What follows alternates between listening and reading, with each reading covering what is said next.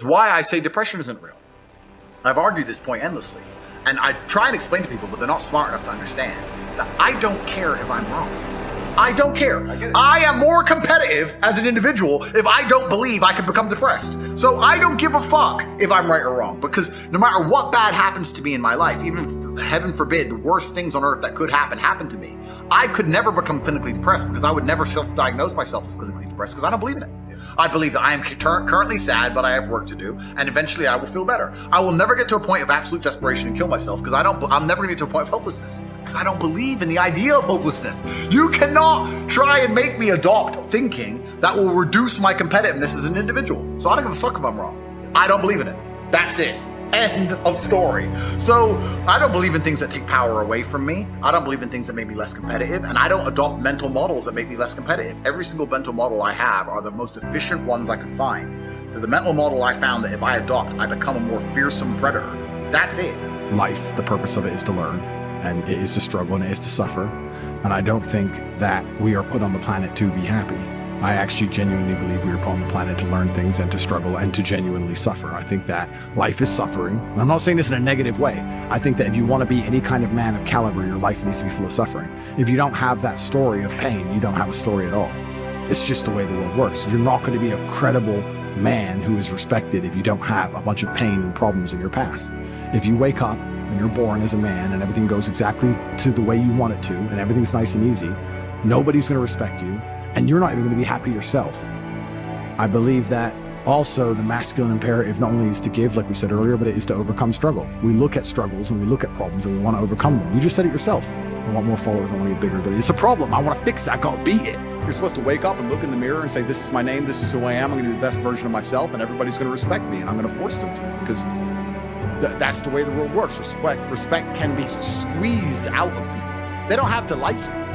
You can't squeeze someone liking you. You can't grab space-time from the universe and force everybody to like you. But you can force everybody to respect you, whether they want to or not. All of my haters respect me. They sit there, this guy's so bad, so bad, so bad. But they can't say I'm unsuccessful. They can't say I'm not intelligent. They can't say I'm not rich. I'm still worthy of all their time and attention. They've dedicated their lives to me. So I've forced them to respect me. If I was a nobody, then they wouldn't be reporting on this garbage case of mine. So you can force respect from people, and this is actually most observable with women. There's a whole lot of women who are dating men they don't even like. Yeah. And they're sleeping with men they don't even like, but they respect it. Because it's the security that they offer, right? That's right. The security they offer and the respect, and they can say, I don't even like him that much. In fact, I hate him, but I just do as he says. Why is that? Because they respect you. For someone's opinion to bother you, you have to respect that person's opinion.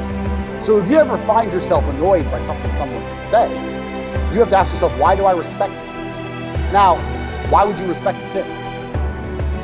Like, so I get more hate than you. I get non-stop, never-ending tirades of hate. And I'm not saying this in any kind of bravado way. I want everyone to understand. I don't give a fuck. It doesn't enter my brain. I don't care. Because I know that any of these men would die to change places. They would do anything to be me. There is no man, if you could build yourself with a video game without the effort and determination and iron will that it requires to become a man of substance, you could do it with a few clicks of a mouse in a video game. Everyone would choose to be big and strong and smart and rich and fucking have fast cars and beautiful women. Nobody would choose to be a fucking internet masturbator, fat simp piece of shit. No one would tick those options. Nobody. So they would swap with me in a heartbeat if they could. So when they take time out of their life and start writing email about I'm a bad person, do you think I give a self-caring fuck?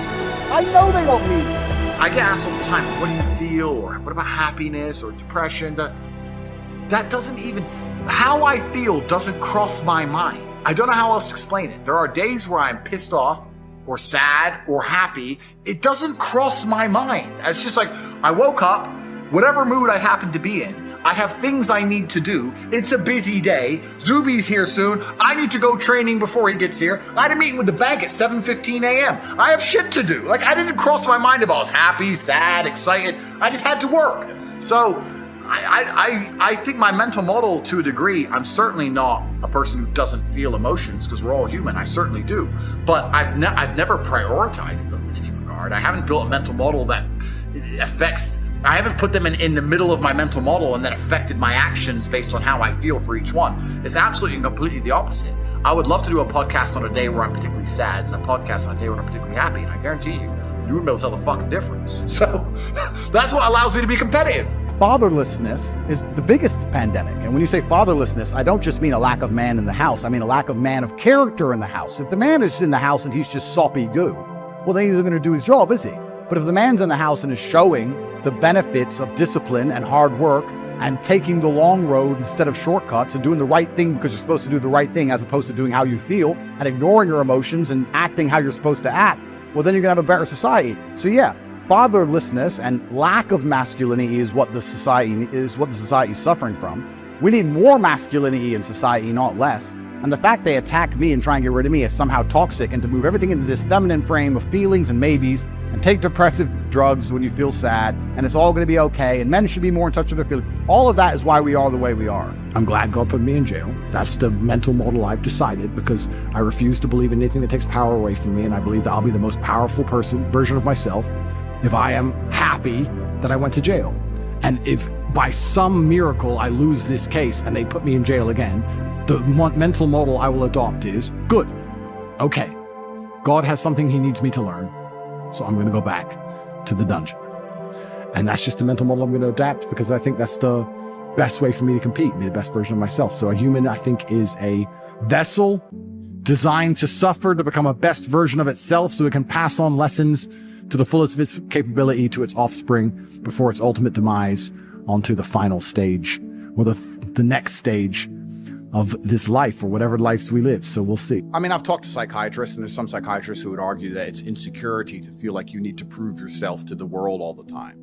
And I think that's part of the psyop. They convince you, you're insecure if you want to prove you're capable. If you want to prove that you're different and intelligent and interesting, you're insecure. They always say that you're born abundant any which ways, then why is the rest of the world poor? Well, there you go. Yeah. But they say you should have no interest in what people think about you. That makes you insecure. And that is the largest psyop in history. To wake up and say, I'm not going to be successful. I'm not going to be strong. I'm not going to be interesting. I'm not going to go out there and test myself. And I'm not going to put honor on my last name, because I would hate for people to think I'm insecure. I'm secure, so it doesn't matter if you think I'm a loser. And it doesn't matter if I am a loser, because I'm just going to sit at home and I'm secure. No, it's not insecurity. It's called duty to your last name and honor. And that's just another one of the many different tentacles inside of the psyop octopus, trying to snatch any motivation left from the masculine spirit. If I was a man who was unsuccessful and I hadn't met my physical capability or my financial capability or my mental capability or my spiritual capability, I would be insecure. I would sit and say, this is a failed version of who Andrew Tate could be, and I'm not happy with who it is. And I think that every man should be like that, so he gets up off his ass and does something.